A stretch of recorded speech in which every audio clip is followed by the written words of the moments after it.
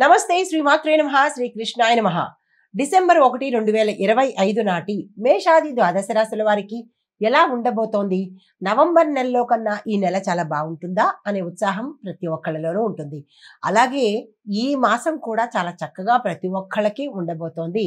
అయితే మరి ఈ మాసంలో మనకి గ్రహస్థితులు ఎలా ఉన్నాయి?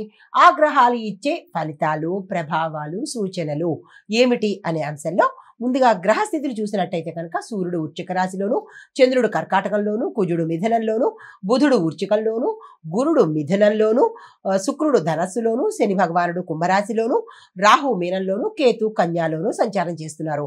అయితే ఈ యొక్క సంచార ఫలితాలు మేషాది ద్వాదశ రాశుల వారికి ఎలా ఉండబోతోంది అనే దాంట్లో ముందుగా మేషరాశి వారికి ఎలా ఉండబోతోందంటే ఈరోజు ధైర్యము, ఉత్సాహము గతంలో కన్నా చాలా చక్కగా మెరుగ్గా ఉండబోతోంది. వ్యాపారంలో కొత్త కొత్త అవకాశాలు వస్తాయి. మిత్రులతో కొత్త ప్రణాళికలకు చేసుకోవటానికి అవి సాకారం అవ్వడానికి ఈ రోజు అత్యంత అద్భుతంగా ఉండబోతోంది. కుటుంబంలో ఆనందకరమైన వార్త వింటారు. ఆర్థికంగా చాలా లాభదాయకమైన రోజు. మీకు చెప్పదగిన సూచన ఏంటంటే కనుక మీకు చాలా కోపం ఎక్కువ ఉంటుంది. దాన్ని కంట్రోల్ చేసే ప్రయత్నం చేసుకోండి. అనవసరమైన వాదనలకు దూరంగా ఉండే ప్రయత్నం ఈరోజు చేసుకోండి. పరిహారంగా హనుమంతుడి ఆలయానికి వెళ్ళి అక్కడ మీ పేరిట నువ్వుల దీపాన్ని కనుక వెలిగించినట్టయితే మంచి జరిగే అవకాశం ఉంది. మీ యొక్క అదృష్ట శాతం 88 గాను, కలిసి వచ్చే రంగు ఎరుపు, కలిసి వచ్చే నెంబర్ 9, కలిసి వచ్చే వారము మంగళవారము. తదుపరి రాశి వృషభ రాశి. ఈ రాశి వారికి శుక్రగ్రహ ప్రభావంతో మీలోను మీ చుట్టుపక్కల మీ మీద ఆకర్షణ పెరిగే అవకాశం కనబడుతోంది. కొత్త సంబంధాలు ఏర్పడతాయి. ఉద్యోగంలో పదోన్నతులు సాధించేందుకు అవకాశం ఎక్కువ ఉంది. ఆరోగ్యం మాత్రము కొంత జాగ్రత్తగా చూసుకునే ప్రయత్నం చేయండి. అనారోగ్య సూచనలు స్వల్పంగా కనిపిస్తున్నాయి. సూచన అయితే ఏంటంటే కనుక పనుల్లో మీరు ధైర్యంగా ముందుకు సాగండి. ఎటువంటి సంకోచము పెట్టుకునే ప్రయత్నం చేయకండి. కానీ అలసట నుంచి కొద్దిగా విశ్రాంతి తీసుకునే ప్రయత్నం చేసుకోండి.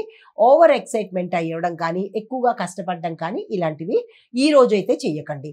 అయితే పరిహారంగా అమ్మవారికి తెల్లని పుష్పాలతో పూజ చేసినట్టయితే కనుక మంచి జరిగే అవకాశం ఉంది.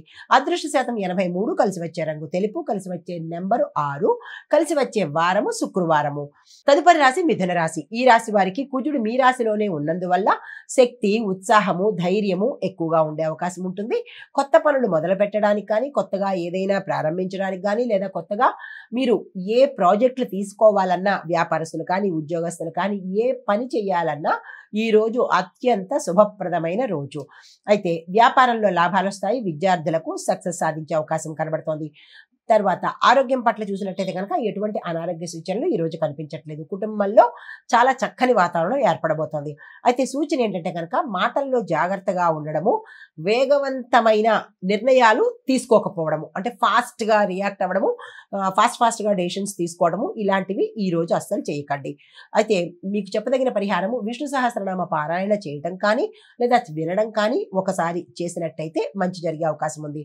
మీ యొక్క అదృష్ట శాతము 86, కలిసి వచ్చే రంగు ఆకుపచ్చ, కలిసి వచ్చే నెంబరు 5, కలిసి వచ్చే వారము బుధవారము.